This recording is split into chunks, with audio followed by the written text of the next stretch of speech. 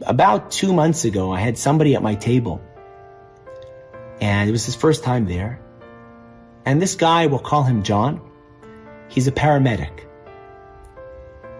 And we introduced the concept of Hashgacha Pratis, and it came his turn to share a story of Hashgacha Pratis.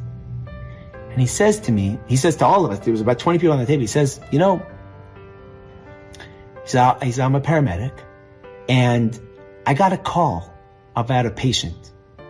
A patient, somebody who was in his 20s, that's what they described. It was a young man in his 20s. He was in respiratory distress, having a difficult time breathing. So we got the call, and in our ambulance, we made our way over. He said by the time we got to the patient, he was already in cardiac arrest. We got there, we did CPR, we gave him the meds, we gave him oxygen to get his heart pumping again. He said nothing was working. So we put him in the ambulance and we rushed him to the hospital. He said in the hospital, there's a special room, it's called a resuscitation room. And he said we were working on the guy. He said at that point, it had already been 55 minutes from the time we got the call till that point that we were in the resuscitation room working with him. It had been 55 minutes. This guy had no pulse. They had been working on him. Now they had, again, keep in mind, they're still pumping his own blood. They're still pumping, but himself, he wasn't doing it himself. He said they're in this resuscitation room. He said the doctors, the ambulance, EMTs, were all working on the guy. And the doctor was about to call it. Meaning the doctor was about to say, just guys, stop. But before he did that, he says, why don't you call the mom in? Call the boy's mom in and, let her say goodbye. But keep working on the guy. You don't want to show him that we're giving up. So they continue, doing compressions on his chest. And the mother walks in. Again, this guy John is sitting at our table and he's telling us this story. He said the mother walks in, we all continue doing compressions. She walks up to her son and she takes his hand and she leans over next to his ear and she starts singing. And she's singing into his ear.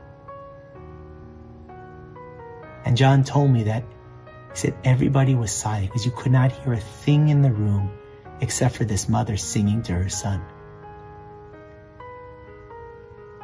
And he said, we were all watching when all of a sudden his pulse, beep, beep, beep, beep, started up again. John told me, he said, I looked around the room. He said there wasn't a dry eye in the room. Every doctor and every paramedic was crying. I share this story with you because how often in life do we think it's too late? It's too late. It's already been 55 minutes. It's already been 55 years. It's already been 20 years. It's already been 80 years. How often in life do we want to give up because we feel like it's too late? And we begin to say to ourselves, I should have. I should have. I should have spent more time with the kids. I should have been a more patient mother. I should have been a better husband. I should have worked on my marriage. I should have put in more work. I should have been more patient. I should have maximized my time and worked harder and learned more. I should have pushed myself more. I should have stepped outside my comfort zone and done things that scared me in life. I should have done more. And those times when our lives, when we look back and we go, I should have, and we're really feeling in our heart of hearts that too much time has gone by and I just give up. I give up hope. I give up. I can't get that time back. I've wasted too much time in my life. And that's the feeling that we have. And so we can't get that back. I want to throw in the towel. And that's when Hashem says to us, look up at the sky. Look up at the sky. Look up every single Rosh Chodesh. Look up every single day of your life, every night. And watch the moon wax and wane. Watch the moon fall behind season after season after season. But then watch it come back within Ibrayar. Watch it come back when it comes to a leap year. This is what HaKadosh Baruch Hu, the Almighty, wants from us. He wants us to never, ever, ever think in our life, it's too late, I'm too far gone, I can't do it, it's impossible. He never, ever wants us to give up hope. The Almighty doesn't want Yush. HaKadosh Baruch Hu doesn't want us giving up hope.